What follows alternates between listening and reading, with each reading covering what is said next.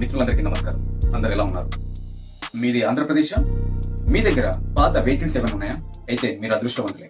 అదేంటి, కొత్త వెహికల్ ఉంటే అంటారు కానీ పాత వెహికల్ ఉంటే కూడా అదృష్టవంతులేనా? అయితే ఈ వీడియో చివరి వరకు చూడండి, మీరే చెప్తారు. ఆంధ్రప్రదేశ్ ప్రభుత్వం పాత వాహనాలపైన గ్రీన్ ట్యాక్స్ తగ్గించారు.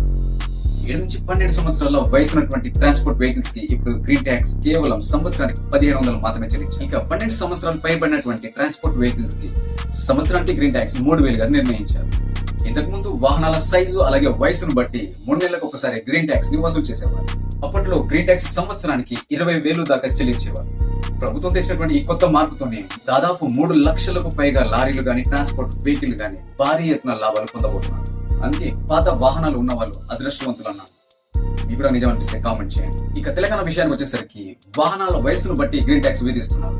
దాదాపు 1000 రూపాయల నుంచి 10,000 దాకా గ్రీన్ ట్యాక్స్ ని వసూలు చేస్తున్నారు. అంతేకాదండి, తెలంగాణ ప్రభుత్వం ఒక కొత్త పాలసీ కూడా తీసుకొచ్చింది. అదే స్క్రాప్ పాలసీ. అంటే మీ దగ్గర 15 సంవత్సరాలు దాటినటువంటి వెహికల్ ఉన్నట్లయితే దాన్ని మీరు స్క్రాప్ చేసి కొత్త వెహికల్ కొన్నప్పుడు దాంట్లో ట్యాక్స్ సంబంధించి తగ్గిస్తారని ప్రభుత్వం ప్రకటించింది. సో దట్ తెలంగాణ ప్రజలకి ఒక మంచి బెనిఫిట్ అని చెప్పుకోవచ్చు. సో ఇన్ఫర్మేషన్ ఇదేనండి. ఈ ఇన్ఫర్మేషన్ మీకు నచ్చినట్టు లైక్ చేసి సబ్స్క్రైబ్ చేసుకోండి. Thank you.